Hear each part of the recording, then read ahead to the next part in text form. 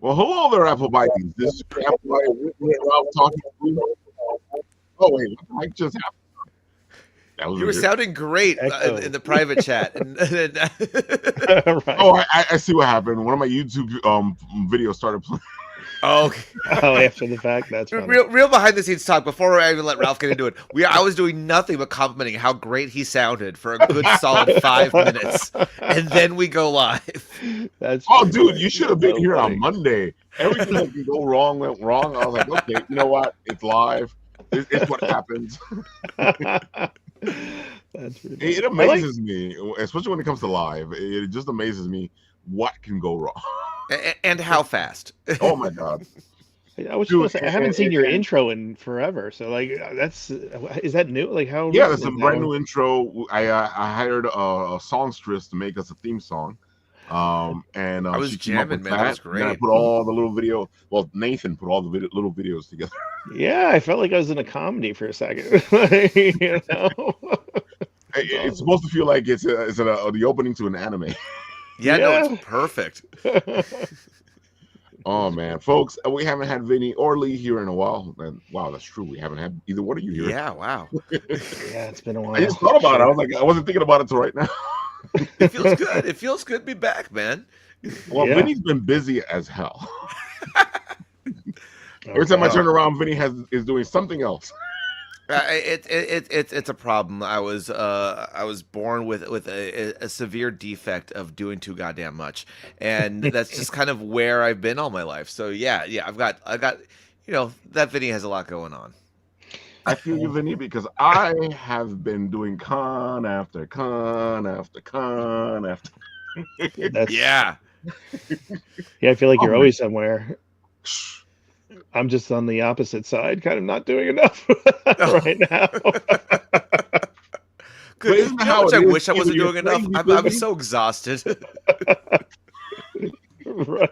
That's how it is, though. Either you're crazy busy or you're not busy. It's That's right. feast or famine for sure. Like I was like, okay, I'm done with the cons, and then every time I turn around, somebody goes, "By the way, Ralph," I'm like, ah. I Yeah, still you got another people. con coming up in December in the Cradle of Aviation, the Festival of Games. Oh, Yeah, okay. what is that? Because I've been getting those ads, and I'm like, I'm not gonna be able to make it. And of course, like that's exactly at my wheelhouse. Like, what I was is? gonna say, Vinny, this is exactly up your I know. It's This is the trust me, it's retro killing game me. one. mixture of LI Retro, which is video games, and LI Tabletop, which is tabletop games. So the Festival of Games is just a festival of games. So it's all the games, all the fun. It's a great show. I Okay. think they didn't do it last year, so this is the first year in a bit that they have it back. And I was thinking about you. I was like, oh, I think this would be great for me. I would love to absolutely. If I hadn't already booked myself with too much and have a 2-year-old, like yeah, of course, right. Yeah, I think if I was in my 20s and a different freaking person, absolutely, I would love to be able to go. I gotta Right, say, right.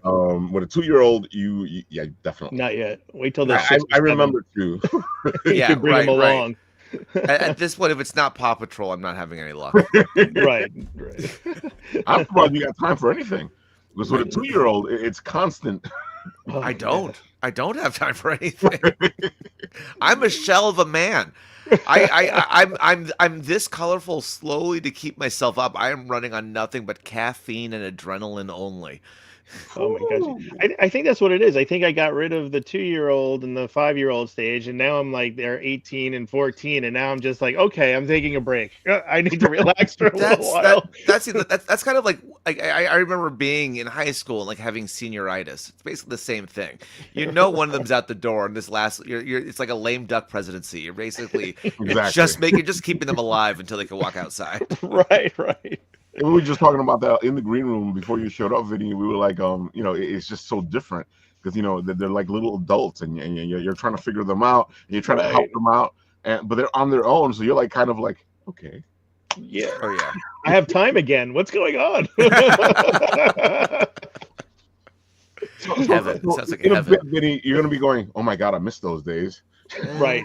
I missed I already do. Now he. I mean, and I love it. Don't get me wrong. He talks too much. Now it's straight up. It's just kind of, there are moments where it's like, all right, you ask me one more goddamn question. I swear to God, ask me one more question. Oh, they love asking questions. Now, Oh, now there's yeah. opinions. We're still in diapers, so it's like now he doesn't want to change the table. He always wants to change on the floor. He doesn't want me to Okay. mix his breakfast in the morning. Like oh my God. he's got a You're lot at of that preferences. stage. We're Oh, we've hit toddlerdom hard. Yeah. Wait you till are you at get to the that stage. vegetable stage. My food can't touch each other. Right. No Oh my broccoli. God. So, Vinny, why don't you tell the people what you've been up to? Because you've been up to a lot. I've been up to so much. Well, right off the bat, if you don't know, there's only one great way to introduce it. My name is Vinny D'Lux. I am the mouth, the hair, the lips, the teeth, the tip of the tongue of Kaiju Big Battle, the only number one, I would say number one wrestling promotion. It's the only wrestling promotion to feature giant monsters of epic proportions dueling it out in a ring filled with buildings for your entertainment pleasure. A wrestling promotion is going on for 30 years, in our Oh, 31st year right now, and we are wrapping up with a show this Sunday live at the Bell House, Invader Games. Amongst many things, not only closing out our 2025 season, but giving a fond farewell to a retiring, legendary referee. You call that a knife, Dundee, who will be going off to greener pastures of what I assume is probably just an elderly home in Long Island. Who knows? But nonetheless, he will be going ahead and saying goodbye to the world of refereeing, passing the torch, and we will be sending him off properly, as well as just the general shenanigans you can expect from Kaiju Big Battle. I gotta say, I went last year to this show. It was a blast. It's just something you need to experience for yourself, folks. Yeah, nothing like seeing it live. I will say tickets now are already sold out. I think they sold out like 2 Whoa. days ago. Mhm. Okay. It's been great. I mean, I guess it's good. We're so close to the end, and we almost always sell at the Bell House. So having it sold That's out is true. good. Oh, 'cause I remember when I was there, it was crowded as heck. It's a packed show every time. However, we are also first time in a little bit now bringing back the live stream. So we will be streaming this live that's to perfect. YouTube as Yeah. well on the Kaiju Big Battle YouTube channel. So if you can't be there live, which for the most of you you can't because tickets are already sold out, you can go ahead Kaiju Big Battle on YouTube. Watch it there, and we'll have the full stream. We might even be able to get some interaction with the chat at some point during it. So definitely the next best thing to seeing it live is seeing it live from the comfort of your own home. You guys tried it out last year. You guys were trying to see if it would work. And Honestly, well, I mean, to be perfectly candid, since I've been on, we've been doing more and more streaming because a lot of my past life as a civilian was in the live stream and content biz. So for me, it's like I have a lot of the tools to bring into that. Which is why we started doing more digitally in the first place. And really, it's usually only when I'm around that we do live streams because it's all my stuff. But I mean, but I personally, I think it's, because we've been around for so long, but still it's a thing that people, 30 years, and yet we get people often who still haven't heard of us or didn't realize we're still around. I think there's no better way than opening the floodgates and letting people kind of discover or rediscover Kaiju Big Battle for really being a one-of-a-kind entertainment piece. Dude, I gotta say, like, the realization, because I saw you guys on G4 TV. Yes. And as soon as that I realized it was the same people, I was like, wait a minute, you're the same guys. You got a brief stint in G4. I mean, there was MTV2 through that a block for a little bit. Like, yeah, it's been around, and it's one of these things I think has always been. I think of great. I'm. We'll see how well people can follow me on this one. I think of great bands like Fishbone, who are around for years. I think one of the greatest rock band. Well, it's always, I consider Fishbone like one of your band's favorite bands, kind of thing. Right. Where like most people don't kind of know or remember them, but they've been around for ages. Yeah. The pioneers in the ska, punk, metal, funk combo scene there. Amazingly talented, been around for ages, and I think still most people on the street don't know who they are. And I think we've hit that status, and quite frankly, we deserve better Fuck that. I know you said no swearing, and I've already said goddamn earlier, so we're gonna go ahead. I'm knock my I two out. cursed a while ago, so Honestly, the show coming up is an all ages show anyway. But what I'm not being paid to be PG. So, yeah, I honestly, Kaiju Big Battle is a big deal. It needs to be seen by more people. And that is what I'm here. You can see this hairdo from space for a reason. I'm here to get noticed, and I want the world to hear me the way I hear me often. So that's what I'm hoping to go ahead and bring to people. I'm gonna have to take a look at this in the streaming now since it's Oh, all sold out. Yeah, I don't think check I've it ever out, seen man. one of these. So oh my Oh god, my God. it's so much fun. yeah, It is within the best possible way. Just stupid. It's just nothing but and that's me selling it. This is like yeah. it is wild. It is insane, and it is a good time. Awesome. I look forward to checking it out. I'll say this much. I was able to take my mom and my wife, two people who absolutely do not like wrestling, to a show, and they had the time of their lives. Okay, all right, that's awesome, man. I mean, I Lee, definitely this want is to check that it. fun wrestling you remember from when you were a kid. Yes, the WWF Yeah. when it was called back then. Right, yeah. You know, With significantly less racism, so it's going to be fantastic. that's cool. Oh man, I don't think I've asked you how did you go from video games to Kaiju Big Battle? I mean, yeah, it's a tough. I mean, I think there is something with nerd culture and the Japanese influence of both, I right? agree. Like, look, Yeah. like truthfully, the story of Kaiju Big Battle, like initially it was conceptualized by Rand Borden when he was going to college in the '90s. It was an art project. And he envisioned it more in line with the Ultraman live shows that like people still do today, the big kind of Yeah. stunt shows they go ahead Yeah. and put on. And Ultraman, I think now that Ultraman's able to start doing stuff in the States again, I think they've even been doing some live shows out here Dude, as yeah. well. I just saw the Kaiju Brooklyn was at a show recently. Yeah, Robo was over there, Yeah. right? Yeah. Yeah, so that stuff is, I mean, kind of still happening out in Japan, and so that was kind of the inspiration for this. And I think it just kind of because we're all dumb Americans, it just sort of naturally evolved into a more of a wrestling style format, and it's a lot of amazing people in our long history have graced our presence both behind the mask and in person, and we've been able to do things like go to Japan. I think it might still be up. I know we don't try to keep our full live shows up for too long, because we want people to buy them to keep us in business. But we did a show in Japan a little over a year ago. Amazing time, and the fact that we were able to bring this over, something that's kind of a spoof of what they were doing, to turn right back around to have it be celebrated and enjoyed out there in their country. It was an amazing experience. So there's a lot of wild stuff, I think, in our long 30-year history. As far as like the gaming stuff, I mean, I don't know. We're all a bunch of nerds. Wrestling is To me, that makes so much sense, and I'm happy that you said that, because I'm constantly getting that bullshit where oh Ralph, why don't you just concentrate the show on one thing? And I'm like, I have a plethora of interests. Why would I narrow it down to one thing? I don't know a single person that considers himself nerd, or maybe put it more nicely, in the fandom world, that sticks to one thing, and that's because at this point now most of our successful fandoms are all cross media anyway.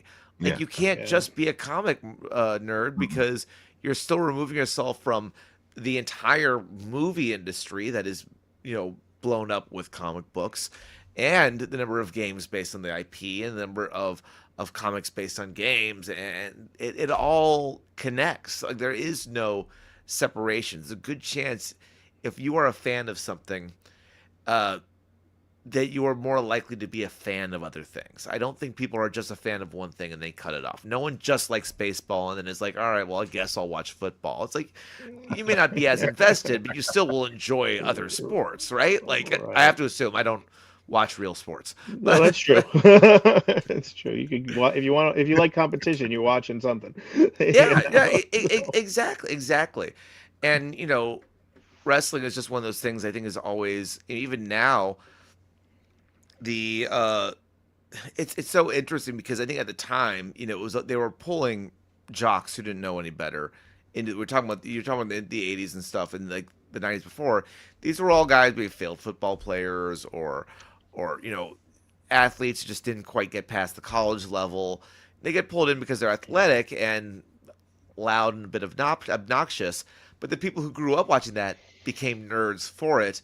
And now the industry is filled with people who actually went to school because they wanted to go be a wrestler. Yeah. They didn't just dumb luck into it anymore. And there's still plenty of that. But like a lot of the industry is mostly people who are like, I love this thing. I want to be a part of it.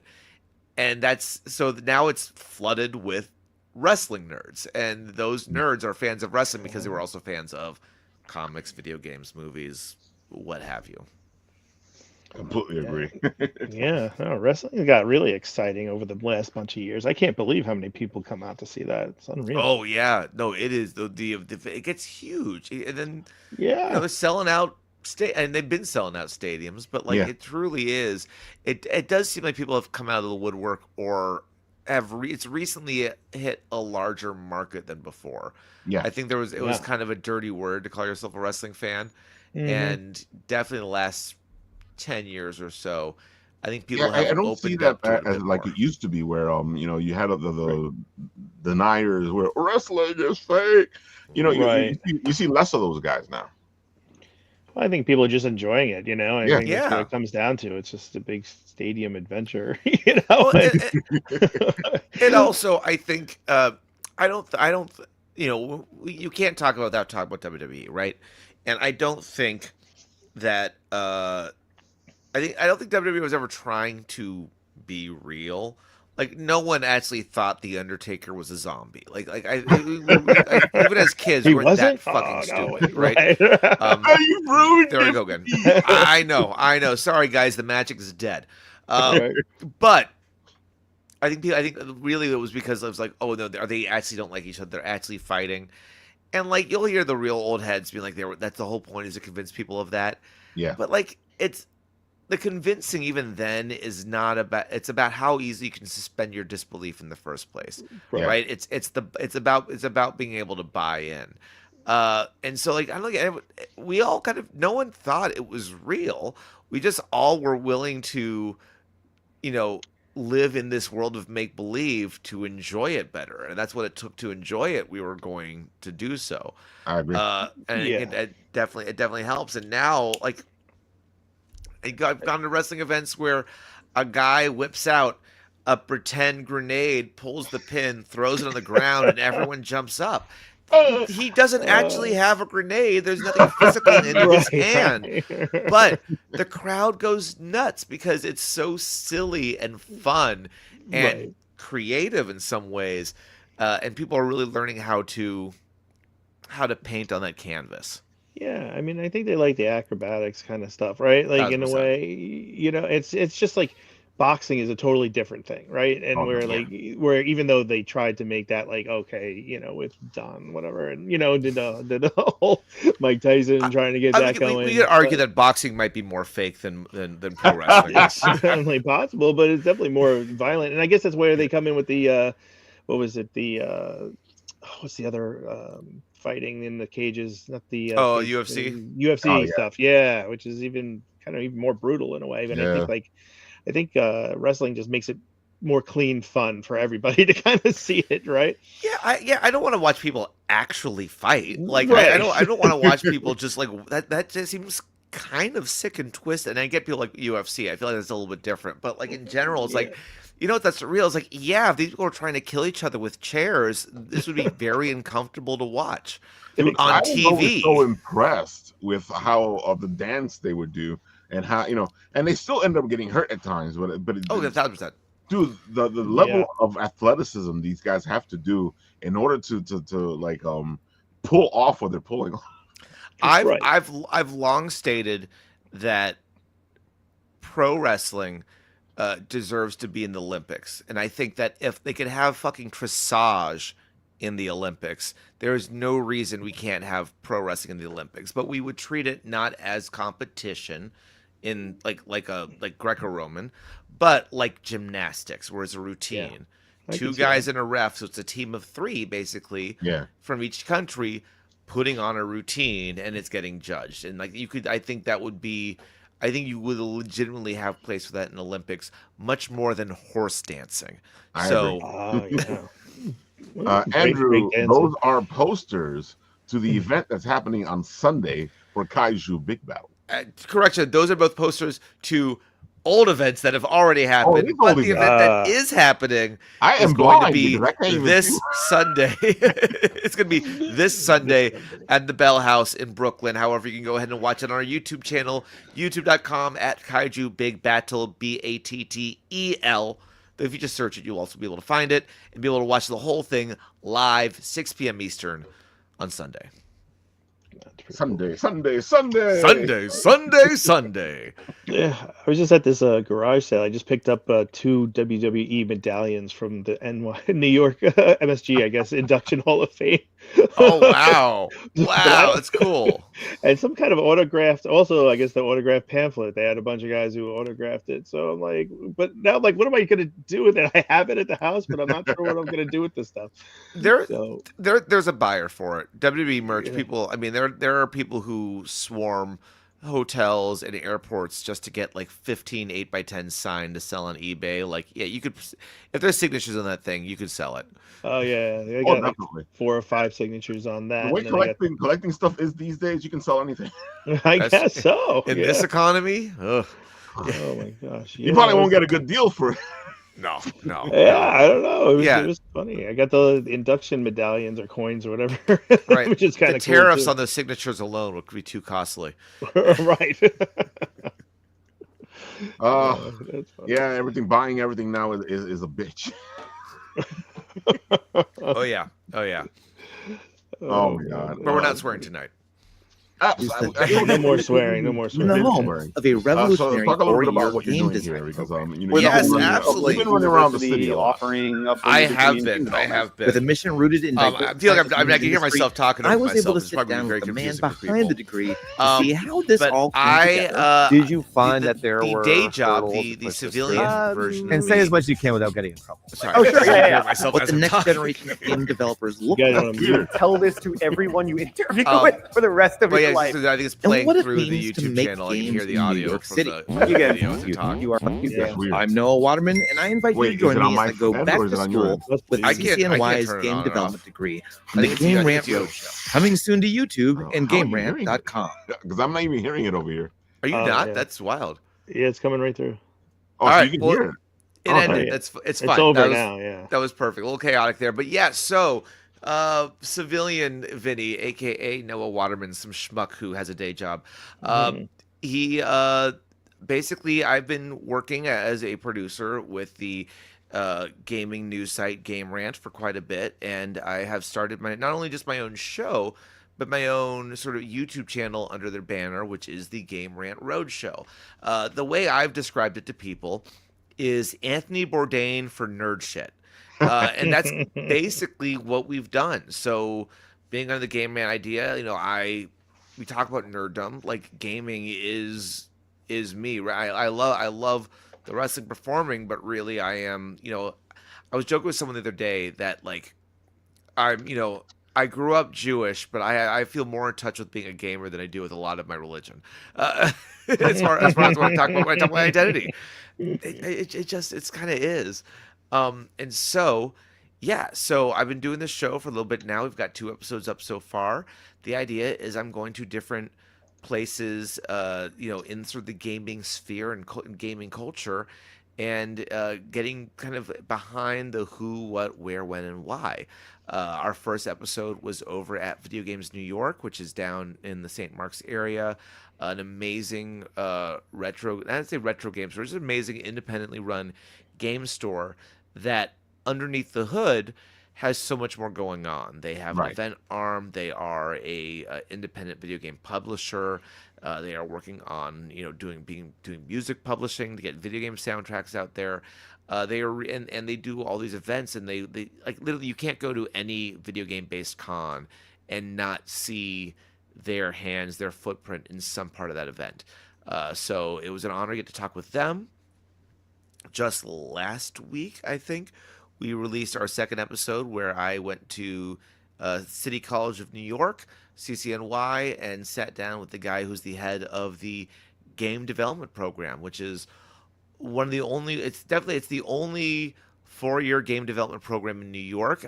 It could be in a larger sphere than that. I don't know for sure, but only game development program in New York like that at a public institution, which means their focus and their drive is towards accessibility. Being part of the CUNY system, it opens itself up to a group of people that otherwise might not be able to go to a college with a 4-year game degree. And the idea is to help incorporate and bring these other communities and these other people that the game development, the AAA studios have kind of been untouchable, and kind of provide them the same resources that people of privilege who want to be in the industry often get. And it was an amazing honor to see the work. And they only just launched their program in May, and they already have 80 students declared for the major. So they're off to a great start. I was watching the video because I went to NYCC. Oh, you went to see CCNY? Yeah. Yeah, I went. Yeah. All those acronyms. Right. CNYC. CCYY NYC. Yeah, so I went there for a couple of years, and I that's why I was watching the video, going, they didn't have this program when I was younger. No, brand spanking new. I mean, it's been in works in some capacity with doing classes for about 2 years, but they didn't have a formal major for this until this past year. So really getting to be on the ground floor of how does this even happen is great. And I've got a couple of episodes lined up. I was just shooting something last night, but we're doing one episode a month. Game Rant has been great with me. They really let me take the reins of this project. They have their full, Game Rant has been around for a minute, but they're kind of new to the video space. They're not IGN and Polygon, these people who've been at this for a hot minute now. They're really just kind of entering, and they're kind of letting me take the reins here with the show, and kind of doing what I wanted. I pitched the idea. They were run with it, and here I am. So very excited. I know our next episode is due for December, and the response so far has been pretty great. Our first episode, I think, hit 5,000 views in a week, which is better than anything I've done personally on my own stuff independently. So that felt really good to see. And I'm hoping we're off to the races from here. So it's been a real good time. Game Rant's been around for a while, though. Yes. They were more written before, right? I mean, they still primarily as a news site, they're still kind of primarily the blog sort of space, but they were a spin-off from Screen Rant when that was which is primarily movies and stuff. That's what I thought. Okay.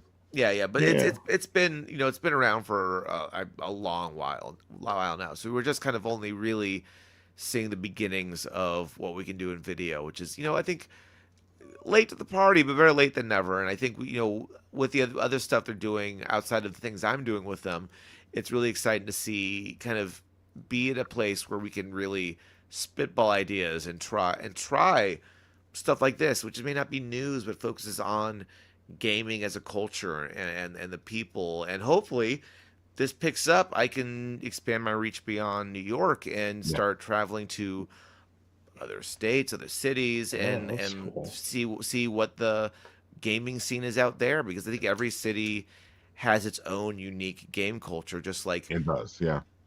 Just like how music can be regional in certain way. Rock from Detroit will be different than rock from Louisiana, right? You could have those differences, and I think you'll see that with gaming too.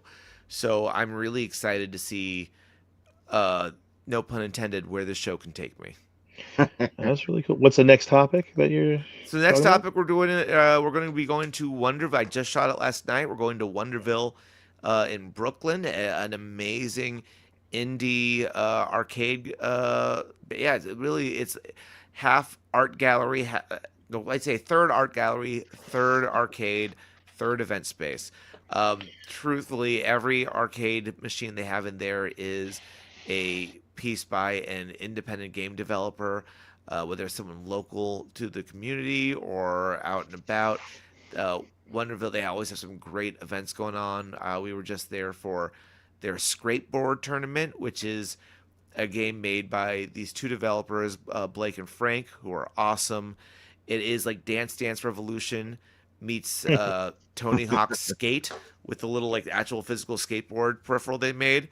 And the idea is that, there are metal contacts on the board, and it's 4 metal plates. And based on what you have to do, you have to slide with your feet, your skateboard, to the front 2, the back 2, the sides, and literally like push your skateboard around by just shifting your weight in these patterns. And it is a lot of fun. I am too old to be doing that and not losing my entire breath, but it was still an absolute blast. So that should go live the week before the holidays. So, subscribe to the channel now, and that way you won't miss it. You'll be able to check it out the moment it happens. Exactly. I got to say, I've been enjoying, like we were talking in the green room, I've been enjoying watching all the places you're going to. But because as a New Yorker, sometimes you go, I know all of New York, and then somebody goes, how about this place? And you're like, what? So it's wild. I have an ongoing list now of all the places I want to do for this show, right? And like I have to keep track because, like, God forbid we're not, picking up steam the way I want. I want to make sure I have enough episodes to last me a while. And like the number of things I get that is just from like Instagram advertising or seeing someone else who I've met through someone suddenly post that hey, I'm at this place right now. This is really cool. And I'm like, all right, I will have to wait till go check it out next year when that event happens again, and I will circle back. It's a lot of that kind of stuff. But there's and a long time ago when I was first kind of moving out here for good, I had a friend tell me that if you're bored in New York City, it's your own damn fault. I agree. That's true. The truth is, like 100%, there is. If you're bored, you're just not looking hard enough because there is so much to do out here. Yeah, New York is just event after event, thing after thing, place after place. Whether it's food, video games, it's all here, right? For the taking. It doesn't have to cost you an arm and a leg either for everything. That's true. Yeah. I mean, it does, but it doesn't have to. It does, right? It doesn't have to, right? Yeah. Your choice as well, because there's places you can go that won't cost you that much. Right. Yeah. Exactly. So, like, I would say one thing great about Wonderville, like all the machines there are free play because some of the games they have are so avant-garde and so unique that like you might not want to spend $a quarter or something on it, but like this way you get to truly experience it without that feel of like having taken your money or like it's hard because it's meant to be a quarter guzzler. Like no, they're just there to try out what wild things the amazing community in New York can come up with. That's awesome. So how often do you shoot then for these episodes? I mean, I would say I'm averaging once a month because we're airing once a month, but like, I'm also trying to get it. We only kind of just started. It's still relatively new, and I'm trying to get ahead. So like I'm trying to set up my January episode shooting hopefully next week, and then hopefully I can be a month or two ahead as I shoot these. But really, that's always the best way to go, because I know when I was doing the recorded version of the written writ, I would be like 4 or 5 episodes in just to make sure that they were ready to go. I'm also like, I got I'm able to get a camera guy. Shout out to both my friend Ed, who did the first one, who was a former coworker of mine when I was at WWE, and my friend Brendan, who used to work at PBS and for local news. Like, nice. I've been lucky to be able to get Game Rant to kind of freelance hire them so they can shoot for me for these, and they've both been fantastic to work with. But other than that, like, I'm a team of one, so I am still doing most of the pre-production on my own. I'm doing most of outside major graphics, all the post-production on my own. So like I only have so much time to go out because I also have to, edit and put the videos together. Yeah. We know that. Yeah, it's all time consuming, right? It's a lot. It's a lot. People think it's like you film it, you put it up. No. Just the editing alone, folks. Just the editing. And I'll say like most of the time I'm shooting. I'm making these our half-hour shows, but I'm shooting 4 hours.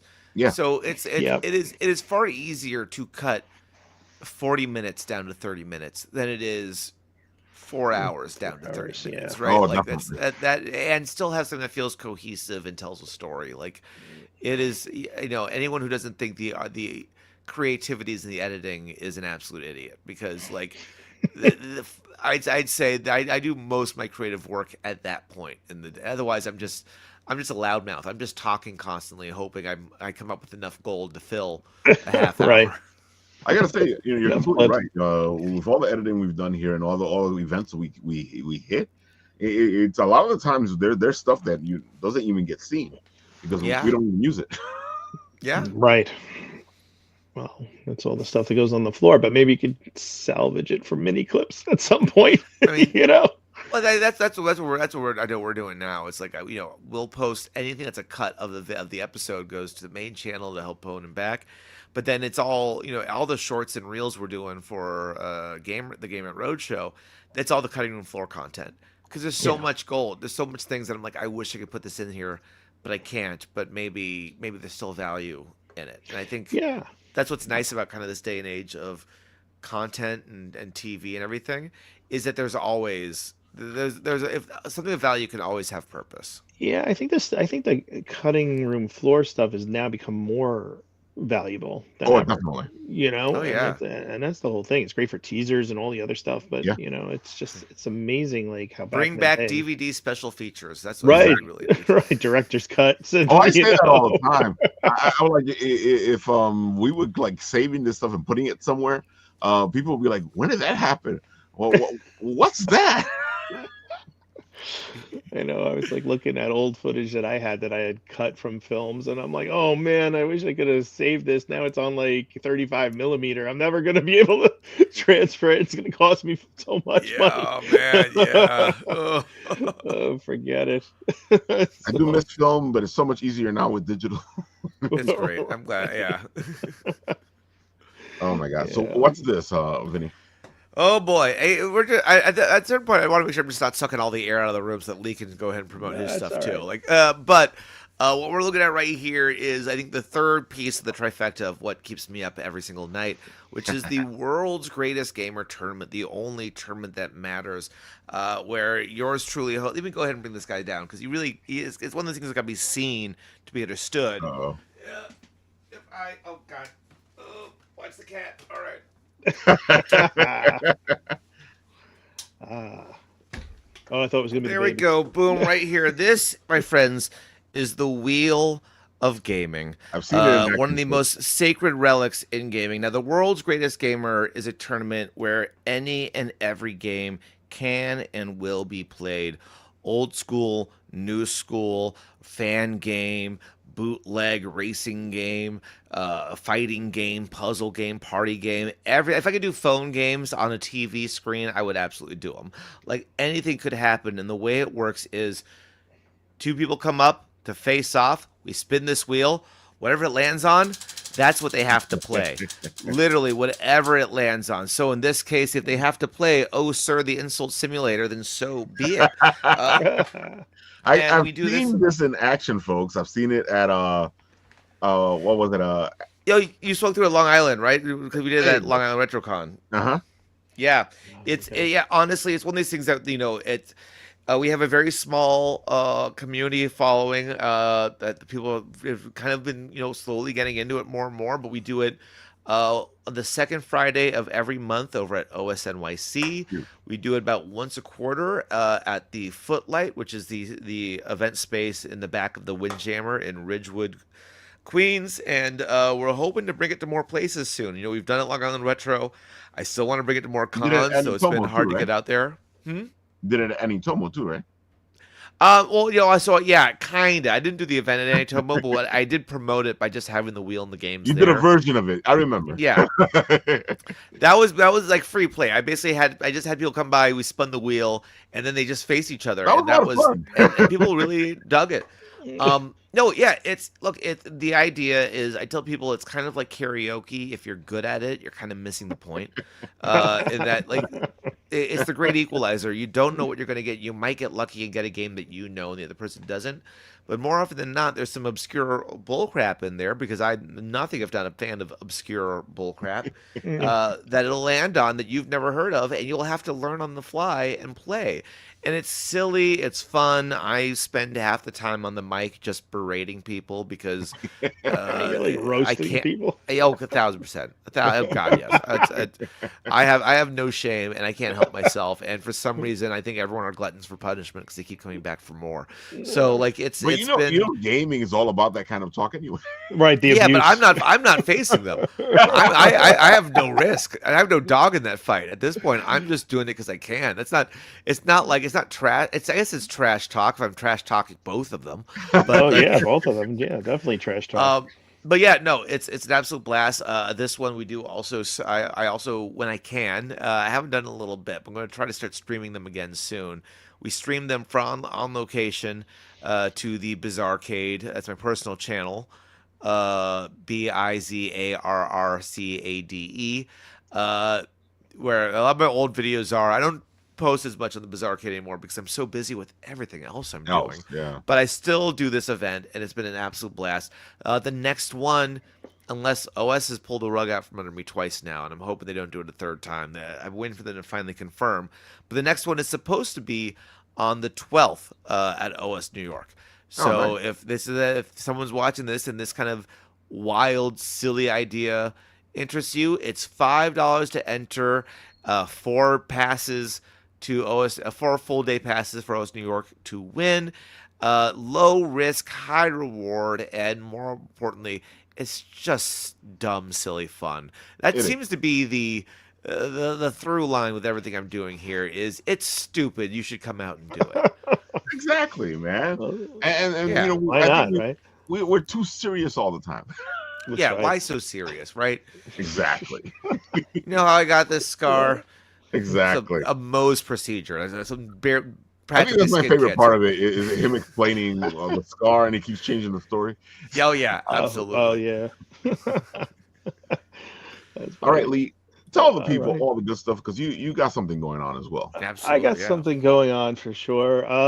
So I've got a screenplay contest. In general, I'm a filmmaker and screenwriter, and we decided that we were going to do a screenplay contest. This will be the 3rd year doing it. It's going to be opening on Monday, December 8th. So that'll be open for entries, which would be pretty cool. The idea is it's short screenplays. The winner gets about, I think this for the 3rd year, we're doing $50 award. And then you also get an interview on It Came From the Radio. And then we're also doing comic books this year. First time we're going to actually take in comic books as a part of the competition. The winner there will also get $50 and actually be on the written writ for their interview. Hell yeah. So it's pretty cool, the concept. I think like we're doing like short scripts for each. I think I guess for the comic books is about 24 pages. You don't have to, it could be published. There's no time limit on it. It could be an old book, send it in. Could be just no artwork. That's fine. You know, we're just looking for mostly the words. So, and to see if it's a good story. But it's a good thing you're doing that because usually with the writers of the comics don't usually get this kind of a treatment. Yeah, that's what I felt. And, you know, as we were saying before, that it's kind of like a full circle of like what's going on, like comic books overlap with movies and vice versa and all that stuff. And I figured this year, you know, let's try out with the comic books. The first year that we did, last year's last session was the winner. We did actually a Zoom table read. We tried that out. Yeah, that was pretty cool. We tried that out. It worked well, but if I was worried that like we'd have too many characters on the winning script, that I wouldn't get enough actors. So this year, you know, what we did was we gave a $100 reward for the winning script, and they'll have that interview on It Came From the Radio with Mark Torres. Yep. So that should be coming up soon. And we're hoping this year it'll be even cooler with the comic books, and you know we'll have 2 interviews going on, and I'm pretty excited about it. Are you looking for something in particular, or can they throw any genre? Any genre is fine, as long as it's not necessarily adult. So everything else is good, That's a very you can put that one on your OnlyFans. I feel like right, you can do that as a right. separate. Exactly. That's a whole different story there. So yeah, no, I'm excited about it. I think it's fun. We kind of I actually the comic book part inspired by like adapting Mark's comic book Oh, Designated, that's right. As a radio play.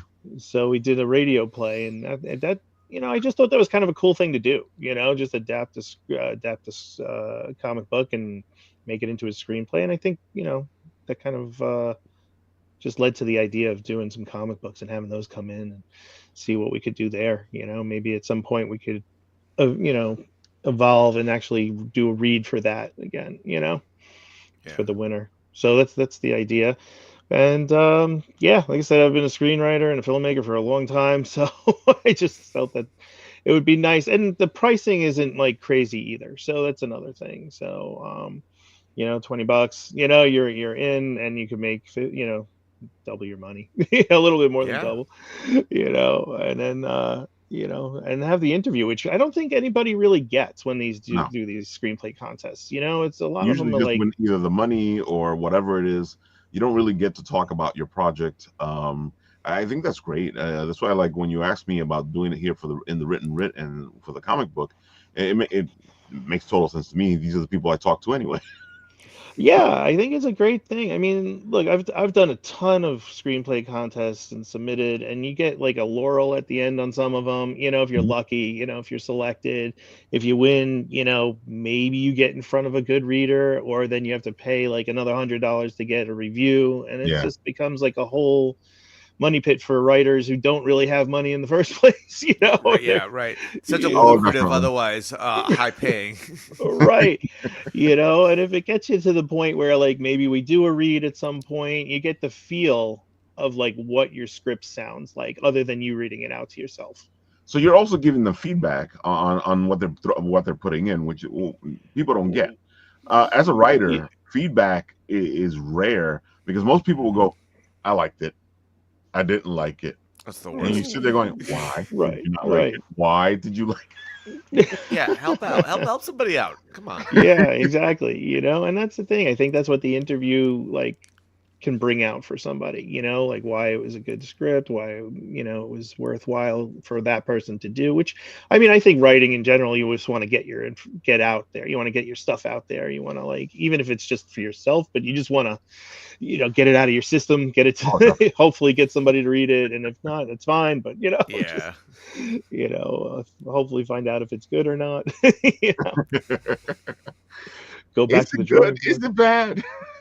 Yeah, I mean, or just some general comments. I mean, I like feedback on all my stuff, so I always make edits and things like that if I have to. And sometimes I'm just like, oh, that's ridiculous. I'm not doing that. I'm sticking with my guns.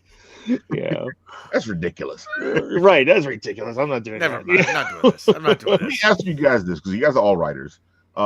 Why do you think that people, when they come to talk to you about whatever you let them read of your work, they just either want to tell you it was good, it was bad. They really just don't talk about it.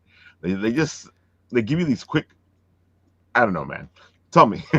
Well, I think it's two things, right? I think we all have a natural fear of confrontation, right? So everyone's a little shy to give like anything more than just the top level response, because I think they just don't want to say the wrong thing there, especially if it's a friend reading or something like that. Yeah, unless you're very explicit, being like, I need you to review this and give me notes. Like, sometimes you need to spell it out to people. The other side is, I think people recognize, at least if they're not jerks, recognize that like writing is an incredibly personal medium, right? Yeah. Like it is very, more often than not, if you're really good at this, you are putting your heart and soul on the page, right? And so I think people are more cognizant of that than we think. And therefore, like, no one wants to say, oh, well, I don't know, I would have done it this way when you're talking about somebody's like, you know, heart and soul, right? It's like, yeah, I think that thing that you feel strongly from that like was buried in your core is wrong. And here's why. Like it sucks. It's as much as you may want to hear it, I think people need some coaxing to give it, because I agree. On a top level, they recognize that they are more worried about offending than providing feedback. I also think there's times that, like, I don't know, I'll have like my wife read something, and her response usually is, "This is really good, but what do I know? I'm not a writer." That's a good response. That is a response, though. That's a response, and I think my counter to that is always kind of like, I don't want notes from a writer because they're going to look at it as a writer. But like, if my audience aren't writers, then I don't care what writers think. If my audiences are average people, then I want to know what average people thought. I want to know what, you know, someone just coming in blind thinks, because the truth is like that, you know, Siskel and Ebert gave dumb reviews to great movies many times. That's and they true. Were That's true. Right? Yes, they did. and like it is not a symbol of what is good just because because of people who are paid experts in the medium say it's good or not if the rest of the world disagrees, right? So like it's important, I think, to not write for your peers but write for your audience. And so I always would rather, you know, I don't want someone who thinks they know how to do these things to do it. I want people, because you don't want, you know, if I wanted those people, I would talk to those people. Right. But that's why their confidence in giving notes is such a problem. Yeah. I mean, I also find that people, you just don't visualize the work enough. Sometimes it depends on what you're reading, right? So if you're like, you know, a screenplay, right, you're trying to visualize the action, visualize, you know, the dialogue and how it's coming across. And some cases, you know, like people just don't know. They you know, they just don't know, and they'll just say, yeah, this seems good to me. Right. I don't know. I'm not really a writer. I'm not, you know, it looks like it'll, you know, yeah, it's great. You know, some guy's jumping off a skyscraper with a parachute. Yeah, it's perfect. You know, that seems fun. Like, right. That seems like a great thing to do, you know? You know, I got to the point where I was like trying to fit within a budget too, you know? So it's like you're reading and then you're writing it and you're like, you know, I know I only have like $5,000 to spend on this thing, you know, or I'm raising enough money.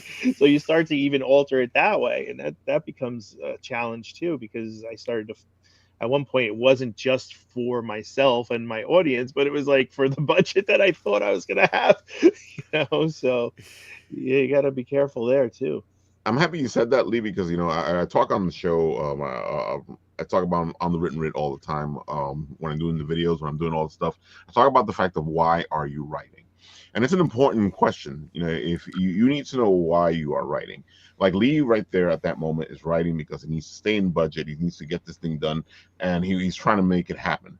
So there's all these rules for you to write that, and you have to write it a certain way. And like you said, it's probably not the way you want to write it, but you have to write it that way because you need to fit this mold. Right, you try to fit the mold, but you're also trying to make it as quality as you possibly can, right? And it's like, and that's the whole thing. Like, and I feel like with the shorts, it's like you could put a story in 15 pages, you know? I mean, people do it in 60 seconds now, you know? I mean, you could do a whole arc for a character, and, you know, you could come out of that, you know, theater or that read and say like, yeah, that was a complete piece, you know, that was fine. I want more, and that's great.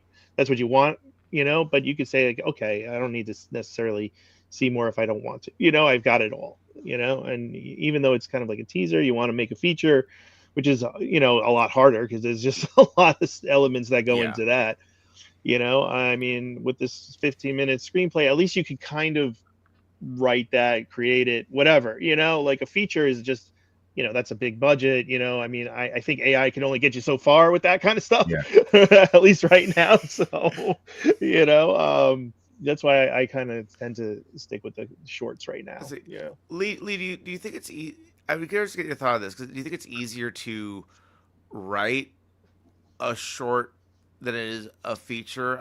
Most of the writing I do is a different medium than it's supposed to, like narrative film stuff. But I think about anytime I do a lot of D&D, for instance, right? And I've always found it's easier to run a campaign than it is a one shot, because I have to come up with something fully cohesive in one session. Yeah. Is that equitable, do you think, to like a feature versus a short, or do you think it's a little different? Yeah, I mean, I think I guess it is kind of different. You're trying to get more of a point across faster, with the short, and with the feature, you could kind of like slow burn it, but every scene still got to move forward, right? But Right. you just have a longer marathon to run here, that kind of thing.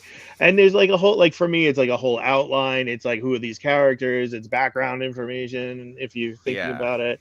With the short, you can kind of do that, but more on an abbreviated version. I also write like campaigns and stuff like the email campaigns and marketing materials and all that kind of stuff. And you really are trying to hit fast and be like as entertaining and make that click as quick as possible. So I mean, but it's a knack, right? Like it's you got to train yourself for these things, right? Like it's really, if you're going to do a feature, you should, you gotta take the time and really go through it with, and you want to like just get that full experience for the audience, and take and your own pacing when you're writing it. It's really not easy. If I so just like if people can't tell, I like to talk a lot. I'm a little long-winded, and for me, my writing is also kind of like that. So I like when I can take my time. Yeah. And so the idea of having to keep something short is like that's where my anxiety kicks in.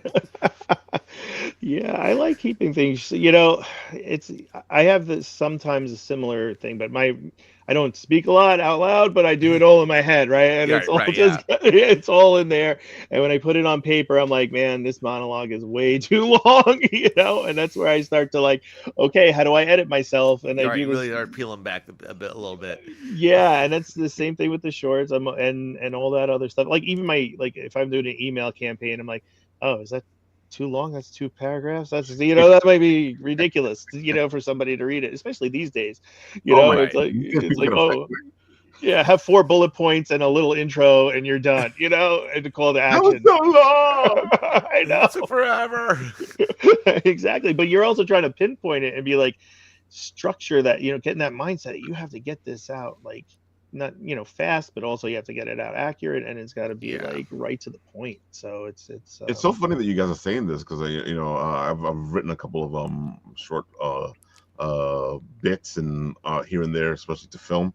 And a while back I was writing this little short that was a little kung fu short, and I was just trying to get it done. And I let the people read it, and they were like, "So, what happens to this? Why is that? Why is this like this? Why is that?" I'm like, "It's a short. I can't get into all that. Not enough time. Yeah, it's not enough time. Yeah, you're right. And it was so funny because they asked all these questions. I'm like, great questions, beautiful questions. And if we were doing a feature, we would be answering all these questions. Right, but that's the good part, is that you're leaving it to the imagination. Also, it's like that's where you could go like, hey, that's your thoughts. You think about that, on your head. Exactly. That's kind of what I like to do. You have like a 15-minute movie, and you hopefully you get all the main answers, in there for the questions that people would typically ask, and then the rest is up to them, when they think. There you go. And if they want more, they'll ask. I mean, we did like people nowadays, they want you to give them everything, and then when you don't give them what they want, they get upset. Which I find that's what fandom is now. They want you to give them what they want. They want you to figure out what they want. Yeah, I mean, it's just an easy way. I think people think like that now. I think they just they want it all right in front of them, and they don't have to like ask a question, and it's just there. It's harder to entertain in a way sometimes. Yeah. I mean, I think that there's an element of fandom, and the good comes with the bad, right? When there's an element of ownership. Yeah. When it comes to fandom, right? An element like this is my thing, and as someone who spent lifelong being a wrestling fan, I can tell you it was like one of the hardest things about being a wrestling fan is when it's good, it's great. Like when it hits, it's hitting on all cylinders, and usually that happens 10% of the time. The rest of the 90% is often trash. Why am I still watching this? It's like an abusive relationship. And at a certain point, it's kind of like, why am I still here? Why am I still here? Then something great happens. Like, this is why I still do this. And I think that is oftentimes with fandom, where it's just like, when you love something so much, you want it to be perfect. And so anytime it's not that, it grates on your soul a little bit. Right. And you don't want to miss out on it either, right? Like when that moment happens, like that FOMO you want thing, to be right? there. You want to be part of the tentpole moments. Like these, you want to be able to say that you bought the death of Superman when that came out, right? You want to be able to say that you've been able to watch every Marvel movie in theaters. You want to be you want to be able to have that nerd cred, right? So you wade through the muck to get to the gold. Yeah. I find it's a long road. The fandom is destroying itself, which is bad, because at the rate they're going, there won't be these movies, there won't be these shows, there won't be these things. And when you tell that to somebody who's upset about whatever it is, Star Wars, Marvel, they're like, well, that's good. I'm like, no, I came from that time period where you didn't have those shows, where you didn't have those movies, or you had one or two movies. It was terrible. Yeah. Yeah, I had to live through the '90s Mario movie to get the 2020 Mario movie. I'm sorry, I'm not going back. No, give the Minions my movies. I don't want to go ahead and see that shit ever again. I know. How many times did we see Spider-Man reincarnated? Like, it was ridiculous forever. The Amazing Super Friends or whatever. It's happened so much. There's an entire generation of Spider-Man movies I didn't see. Yeah. I never saw the Andrew Garfield ones. That's how many we have. There's like something on TV in like 1980 or 1978, where the guy did a bunch of stuff. I'm telling you, it's insane how much Spider-Man. The TV show. I remember the TV show. Yeah. Yeah, the live action, and then you're just like, man, like how many times do I need to see the same story? But it's better each time they do it. It's like if you guys want to see something interesting, you should watch the Japanese Spider-Man. Oh yeah. Okay. So good. So wild. Well, it's like I have a very strong connection, and as do many people from my generation, with the Ninja Turtles, because the original 80s and 90s cartoon, like that was it, right? And as someone who not just from the cartoon, but because I got my first Ninja Turtle action figure as the hey Noah, please don't cry, when my parents were getting divorced at 3 years old. It's kicked off a lifelong connection to this. And I can honestly say that the best versions of the Ninja Turtles are happening now. They did not happen then. And I think but there's been so many of that every generation has their own, and even the bad ones live long enough to become good ones in a way. I just started reading the IDW comic run of the Ninja Turtles. Absolutely fantastic. In my head, as someone who grew up with that, and I know most people my age think that's the Ninja Turtles, that cartoon, I'm like, this is it. No, people are missing out on where the good stuff is. And so part of it is just how, when fans get to grow up to control the IP, you actually end up getting better products, I think. Yeah, I agree. That goes back to what I was saying about wrestling. When now all the wrestlers are people who grew up as fans, not just random athletes they pulled off the street. It's now we're getting a better product because these people care more about the industry and the culture of the industry as a whole than the paycheck. And I think that actually starts to make a bit of a difference. I agree. I feel like half the time what ends up happening is that the studios decide, we don't want that nerdy, geeky stuff here. Right. Don't read the comics. Right. Don't read the books. Don't, because we're doing something else. Yeah. I think it ebbs and flows. I think you get these spurts of this is going to be awesome by the fans, and they're helping create all the content, right? All the Avengers movies, for the most part, I would say hit or miss on a couple of them, but but for the most part, I would say they did an amazing job. You get to Endgame, and then whatever afterwards, studio hits, right? And they kind of go to, even though I like Loki and a few of the other things, that you kind of start to see it degrade a little bit. And that's because it's not necessarily the fans that are, or the guys writing that or adapting are not necessarily all on board for whatever reason, you know. Well, I think people see that. I think when someone's, sharks start to smell success like blood in the water, and they want to have their stamp on it so they can say that they made an effect. When usually that effect, I don't say it's usually. Sometimes I think it's always good to have outside sources. Sometimes you don't want fans to run everything, right? But sometimes it's a lowest common denominator battle, and the decisions aren't being made creatively; they're being made monetarily, which in turn I think will slow things down. Because I don't mind if you're trying to do something, but you don't go. We don't care about those people. We don't care about the fans. Yeah. We're not going to give them anything, because there's two extremes. Either they're not going to give the fans anything, or they're not listening to them, or they fan service them, and both things mess up the movie. Well, yeah, I think it's this fun balance of too heavy on the fan side, and you're alienating new people right, coming. You're gatekeeping, right? Yep. You go too heavy on the casual side, and you're losing the heart of what made people fans in the first place. Right. So there really is a delicate balance, and we're seeing that better now than we've ever seen before. But it's not. I mean, it's not being done. Like, look at who remembers the recent Power Rangers movie? Like, we're not really talking about it for a reason now, right? Like, I think that's a perfect example of something like didn't quite understand what brought the IP to the dance. Yeah, and I think you start to get to a certain demographic. Like you're out of the demographic they want to reach. The studios, right? It gets to a point where it's like, an Ewok in 1987 was good, right, or whatever, but now not, like for tough to prove, but right, tough to well, Muppets were like a big thing for a while, right? So that was like it hit that moment, and then now it's kind of like, oh, that's crazy. Like, wow. I think we've all circled back on Jar Jar being fine, right? Like not good or bad, just. I was about to say that. I think it's funny He's that okay. People are talking about the pre movies, and they're like, oh my god, they were great movies, and I'm like sitting there going, you said, and it's the same people that were like, oh my god, this shit sucks. Right. Yeah. Right. Yeah. And I'm like, dude, you said that. I was like, I never said that.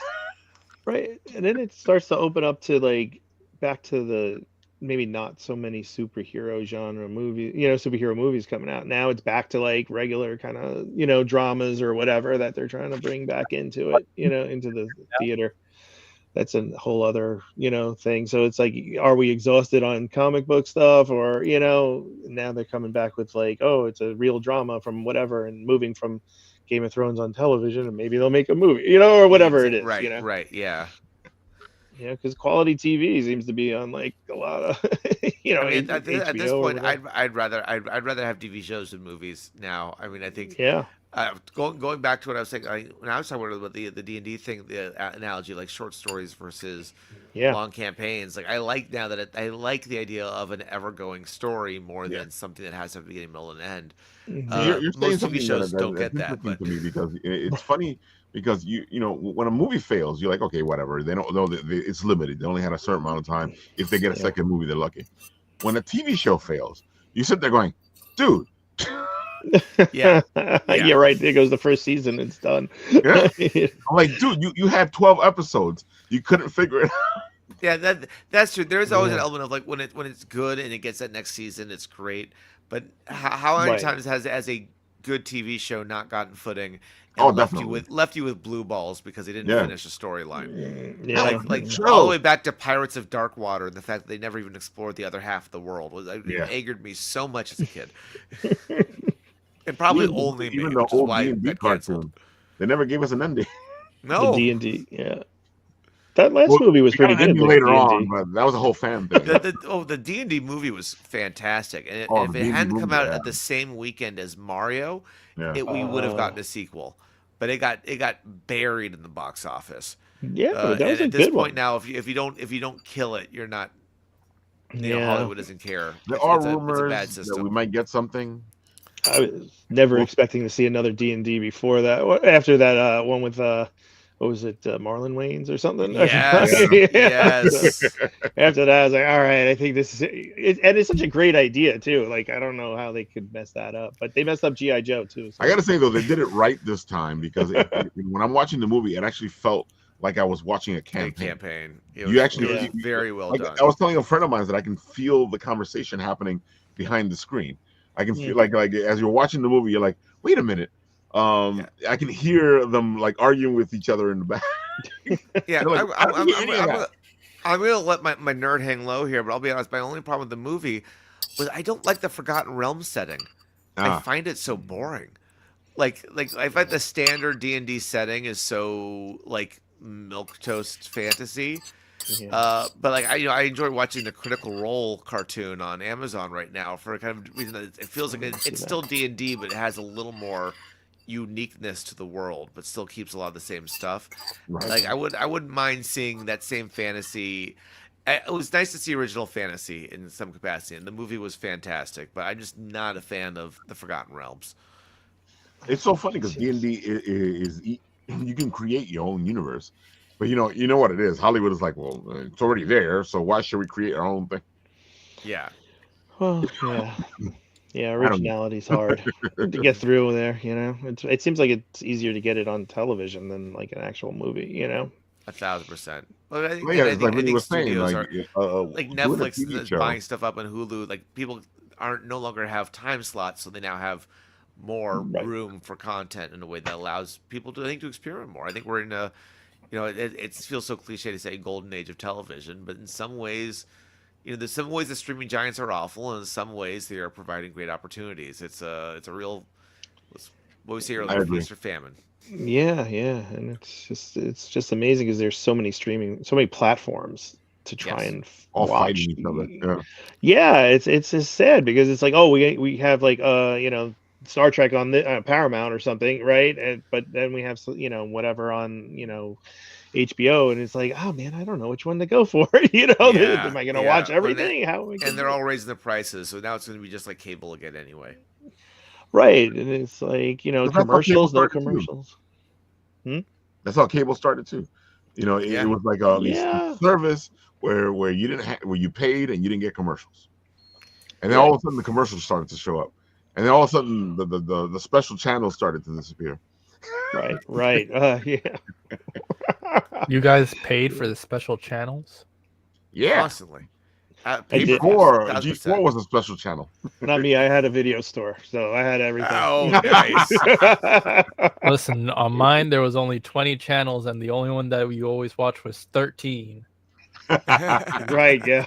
Well, 13 was a good channel. I saw a lot of great things on 13. I think you get 55 or something also if you were able to get it through the snow.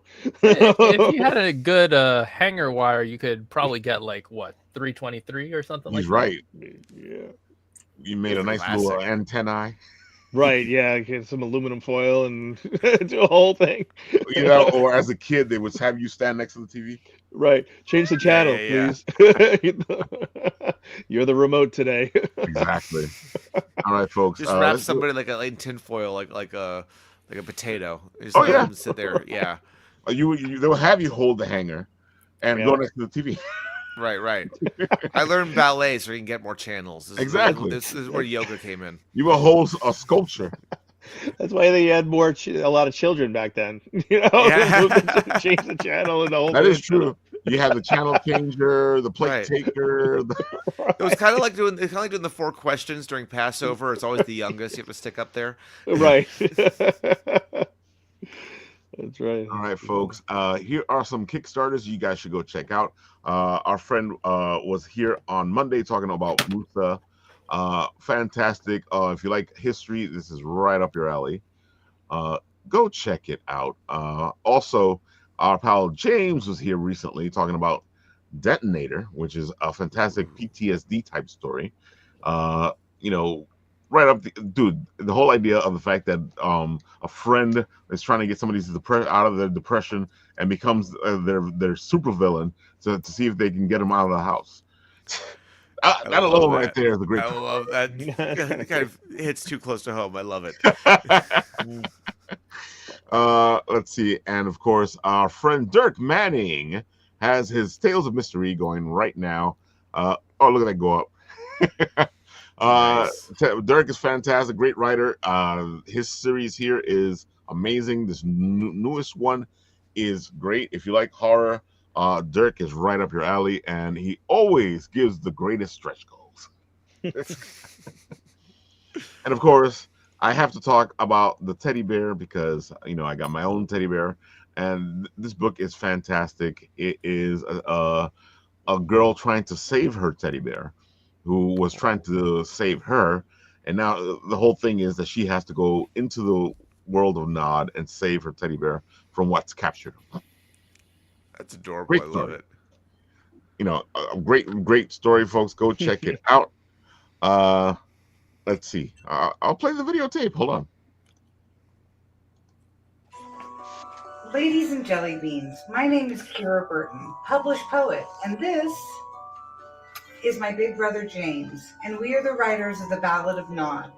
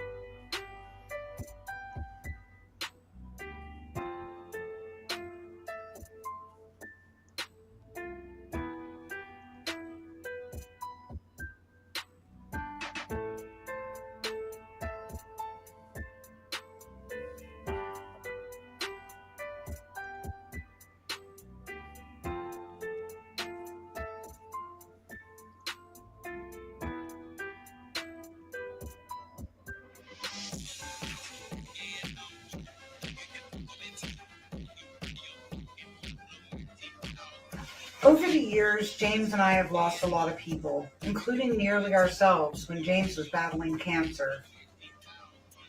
As a result, when James was trying to process and explain these emotions to his young daughter Camille, he was inspired to write a story that would help them both. What resulted was the Ballad of Nod, a story that's a little bit Alice in Wonderland, a little bit Coraline, and all magic, where a grieving young girl learns to face her nightmares on their terms, deep in an ethereal dreamland where she has to learn to defend what she loves the most. We're here to fund our Kickstarter so we can get our book to print, but more importantly, get a beautiful story to a child who needs it. Monsters always come, but never underestimate a girl and her teddy bear. There you have it, folks. Great book. Nice. Well done. Go check it out. Very cool. And of course,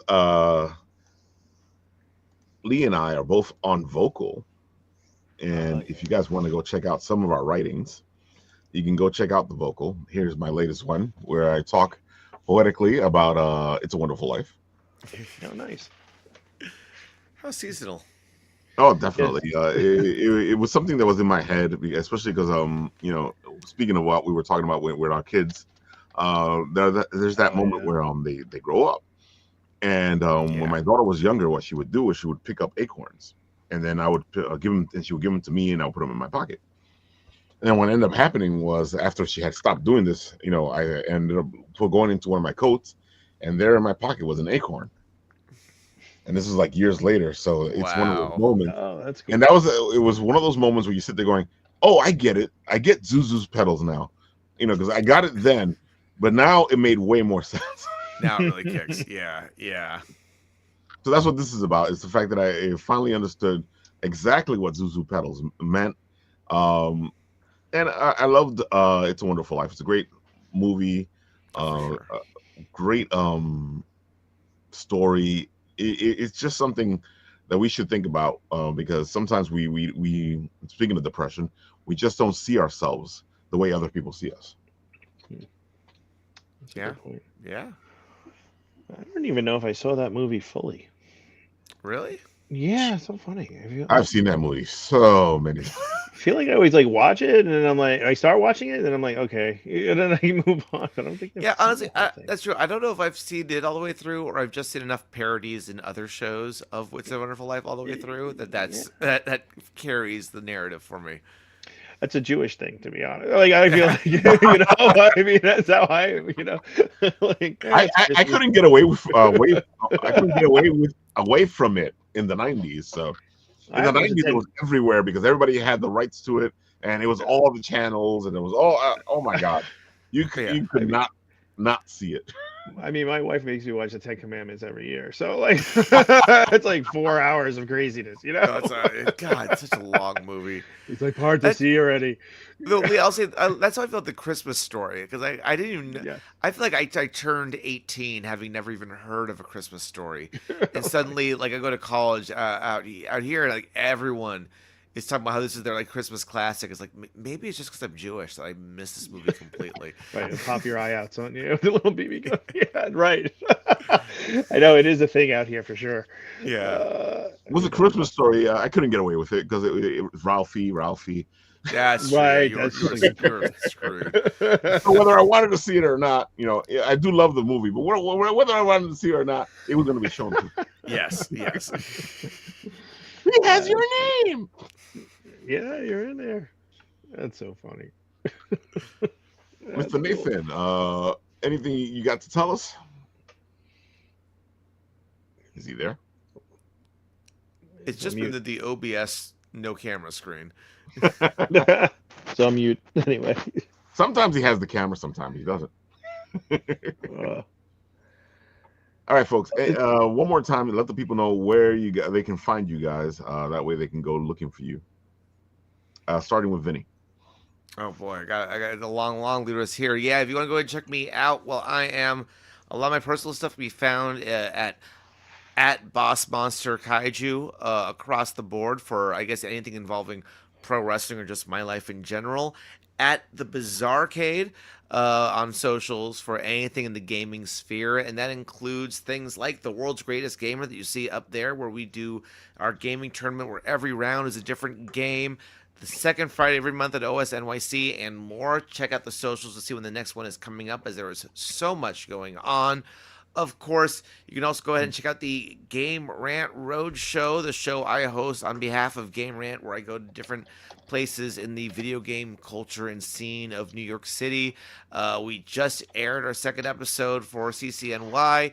Check that out, because after that, we've got a great one coming where I'm heading over to an arcade bar that has got to be seen to be believed. So please support the Game Rant Road Show. We're doing one video a month, and if that blows up, then we've got so many more great things coming up. And then, of course, the piece de resistance, the number one thing, the thing that, quite frankly, is the reason I dress up and spend 8 hours on my hair with enough product to kill a horse, is Kaiju Big Battle. 30 years of giant monster wrestling, and it is all leading up to this Sunday at the Bell House for Invader Games. Amongst many things going on, of course, we are sending referee Dundee off to his retirement. His final wrestling match will be reffed by him at that show. But more importantly, it is just a good time. If you've never been to a Kaiju Big Battle show before, you are missing out. What is wrong with you? Do yourself 50 lashes, 20 push-ups,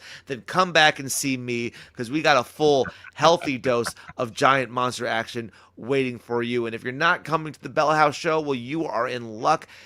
Don't tell them I never gave you nothing, because Vinny's going to be going ahead and putting the entire show online at the Kaiju Big Battle YouTube channel, 6 p.m. Eastern. Check right in there. Get the entire show, bits to bobbins, end to end, happening in your face live. Jump in the chat with us while we're doing the show. It's Ooh, froze. I'm gonna get my streaming ticket though. That's an interesting place to. I can't even talk. They heard him talking about things he wasn't supposed to. Oh, maybe.